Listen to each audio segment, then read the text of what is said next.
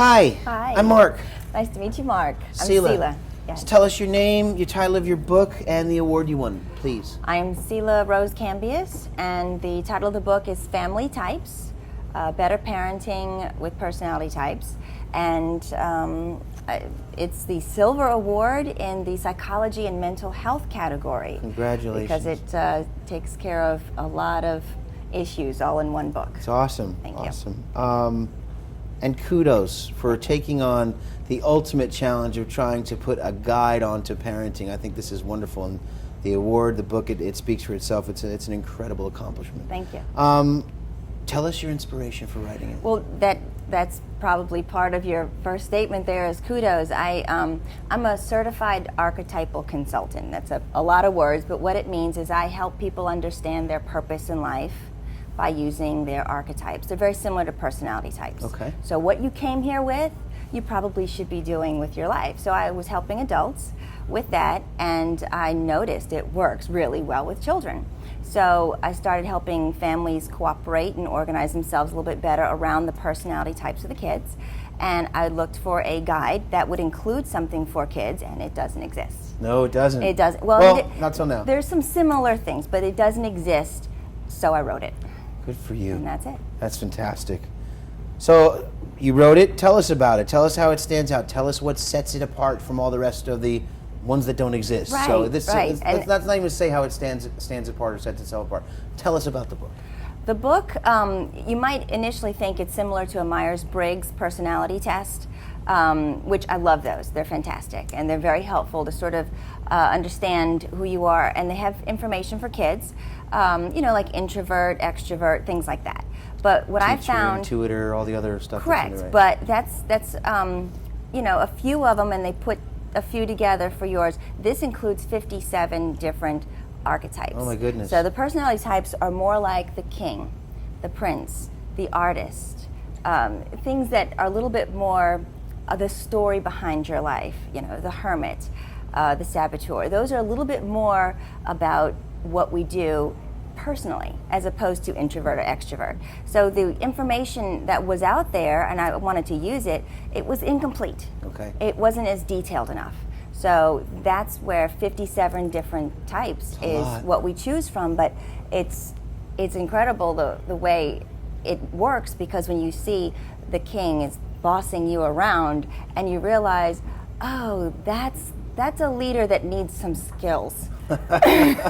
Suddenly it's not about you letting your kid boss you around as much as I need to teach him how to be a great leader. So you're making it relatable almost. You're making it, you're affirming it, but you're giving the ability for parents to relate a little bit better to not just their children, but who their children's personalities are. Right.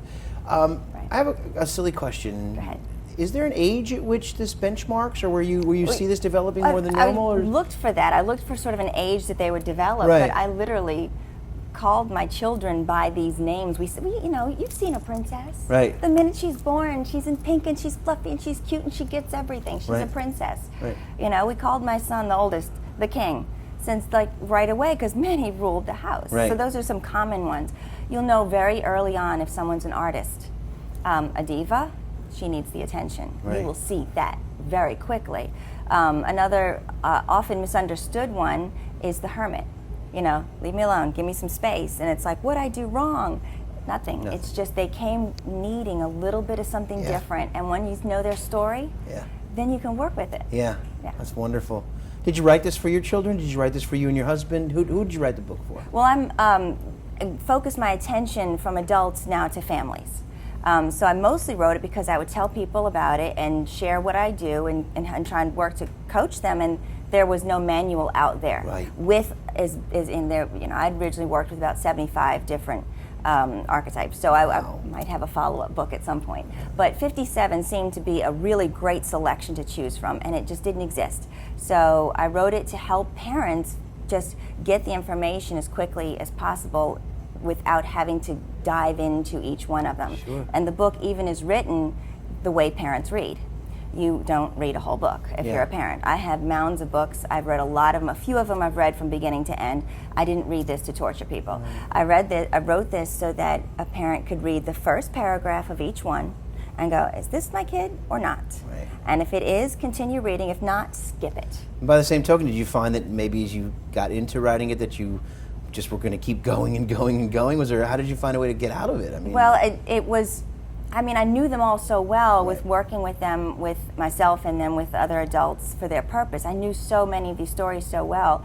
And there came a point when deadlines approached, and it's been 3 years and 3 editors and a lot of hard work, but worth it. And I said, okay, this is where we will finish. There's always more we can do, but let's go ahead and take these because these are the most usable ones. I think the ones that I see most often. Well So worth it, that's obviously. right. There's the Thank you. award, there's the book. Here you are. We're doing the interview. It's wonderful. Thank you.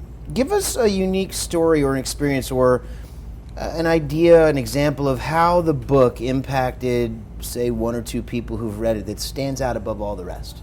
It really just said, oh my God, this is what I needed. Every week there's new stories. Okay. But one of my favorites was when I was in the midst of writing it. And this is, I think, when I realized this could really make a difference. A father was talking to me about his young child who's extremely funny. And the comedian, the clown archetype. And he was telling me how great he is. And I said, you know, the clown also has an interesting side to it because of the story that comes with it. In ancient lore, the clown was the only one that could tell the king the truth about anyone that was being a hypocrite in his domain without getting thrown in the dungeon. There you go. Okay, so the clown could speak the truth, but he had to do it subtly so as not to shame the king, and he had to do it with humor.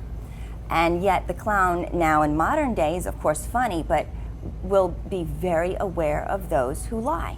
And he says, it's so funny you said that.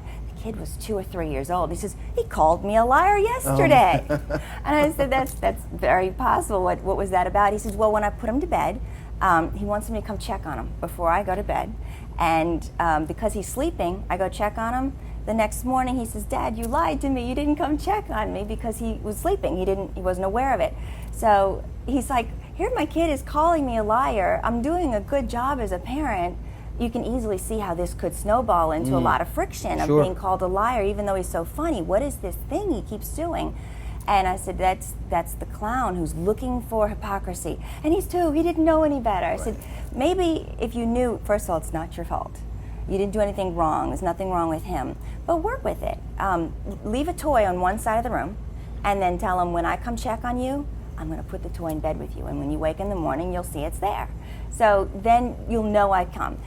And it totally takes out this whole issue that we often have. It's my fault, it's his. It's not. It's just the story that comes with him. And you have the archetypal stuff manifesting itself within that relationship, and you have the child's personality totally coming out and the parent's ability to understand it. Correct. It's very, and it could ease years and years of frustration. It helped me. It helped me so much. That's amazing. That I had to get that out. Yes. That's amazing. Isn't it? Well, what does the award mean to you?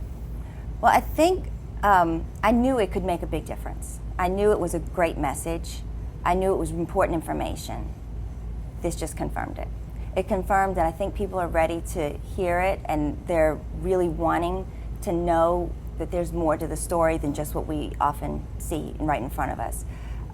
It's such an honor to have that, the work that I've put into it, and happily put into it because I think it had that potential, but to be told, yeah, this is a good piece of work that people will need to read. That's huge to me. So you have really this, huge to me. That's great. So you have this validation, you have stories, you have your writing, you have this manifestation within these wonderful examples, you've got this great feedback, this montage, if you will, of wonderful things happening at the same time. Tell us where to from here. What are the next steps for you? The next steps. I use it with my coaching work. Love that because, instead of having to sort through all of them, this takes the parent off on a good running start. Sure. I've had a lot of requests for the audio version. Parents want to learn in the car, driving the kids, and so the audio version's next. And I'd like to make a test as well, because those are always fun. Great. So that's the bottom line. We're going to move in that direction, make it more available. Well, we wish you the best of luck. We can't thank you enough. And congratulations on the award. It's a pure pleasure to meet you. Thank All you the best. so much. Thank you.